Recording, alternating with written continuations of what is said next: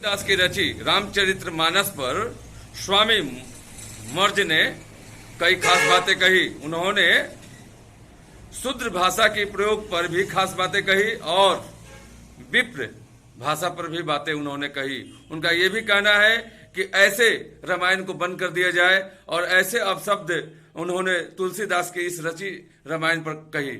यहाँ हमारे पास आप आए हुए हैं सर, इस पर क्या कहिएगा कि सनातनियों को मिले कि आखिरकार इन दोनों शब्दों का माने क्या है?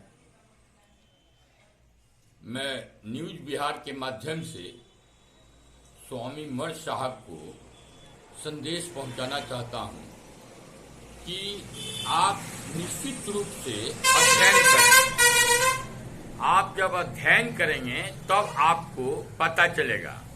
आप अर्थ का अनर्थ लगा करके आप विवाद पैदा कर रहे हैं। तुलसी बाबा कह रहे हैं ये विप्र जो है, पहले आप यह समझें ये विप्र किसको कहते हैं जी। विप्र एक मतलब काम है जी। हम बोलते हैं उसको वृत्ति है जी। और शूद्र जो है शूद्र का भी एक वृत्ति है जी। जो शूद्र का वृत्ति करता है वह शूद्र कहलाता है और जो विप्र का वृत्ति करता है वह कहलाता है जी। जैसे स्वामी मर्ज ही एक ही पिता के उनके और भी भाई होंगे जी। वो कहलाते हैं कि बसपा के नेता रहे, ये भाजपा के नेता रहे जी। ये सपा के नेता रहे जी। ये मंत्री रहे जी। उत्तर प्रदेश सरकार में मंत्री रहे जी बिल्कुल।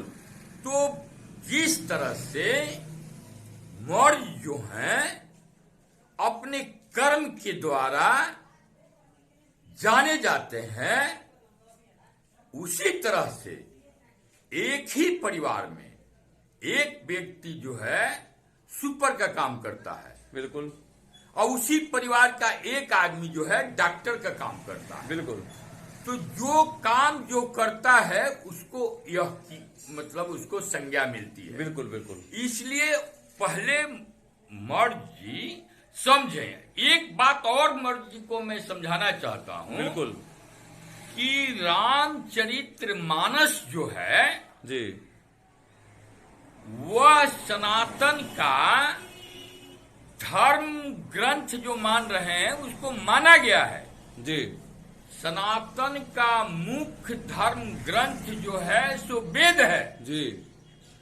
वेद का अध्ययन करें, उसके बाद इस धर्म की बात को आप लावें। वेद कहता है कि सभी मानव है और मानव जिस कर्म में है जी उस कर्म से उसकी पहचान है बिल्कुल। तुलसी बाबा कहते हैं ये विप्र जो है किसी भी शकल का हो जी बिल्कुल। वह यह कहते हैं ये विप्र जो है किसी शकल का हो जी वह पूजनीय है बिल्कुल। और शूद्र के काम में जो है जी वो कितना भी चेहरा से सुंदर हो, हाँ लेकिन उसका काम जो है अभी वह शूद्र का है बिल्कुल। इसलिए आप मौर्य साहब तुलसी जी का आलोचना करने से पहले थोड़ा हिंदी पढ़ें, अवधिया भाषा पढ़ें और तब समझें। एक रोज पहले भी मैं समझा चुका हूं जो तुलसीदास जी ने कहा रचा है जी कि ढोल पशु गंवार नारी, हाँ हाँ यह सब बात जो है इसको आप समझें। तारण मैं उस रोज भी बतलाया था कि देखिए एक लोग समाज में आज भी बोलते हैं कि वाह ये तीनों बेटा अपना पिता के मुख अग्नि देके तार दिया जी। तो तार का शब्द समझिए, इसमें प्रेम छिपा हुआ है कि इन्होंने उस पिता को उन्होंने प्यार दिया उसमें सम्मिलित होकर के।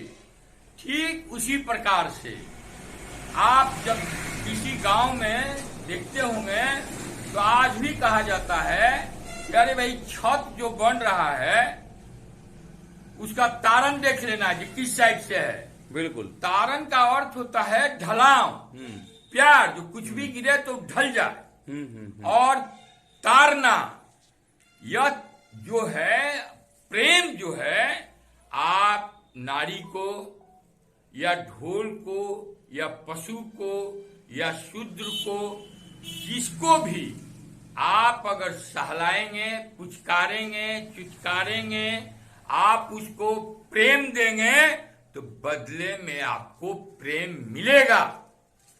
एक जानवर को भी जो तारन की बात है, अगर तारन देंगे तो आपको भी तारन मिलेगा।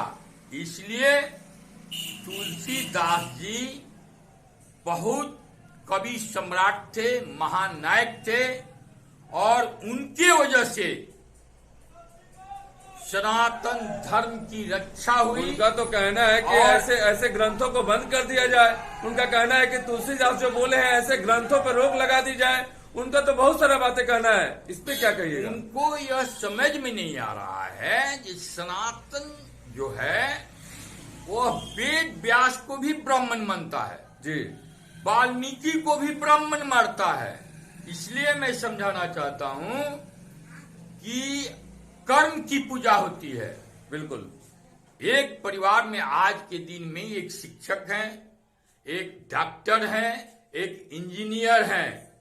कहा जाता है इंजीनियर साहब का परिवार, डॉक्टर साहब के परिवार। मर्द साहब राजनीति में थोड़ा सा विचलित हो गए हैं और समाज को तुलसीदास जी ने जोड़ा। बिल्कुल। उन्होंने अपने शपथ ग्रहण में जी केवट को मुख्य अतिथि बनाया। प्रभु श्री राम ने अपने उस आयोजन में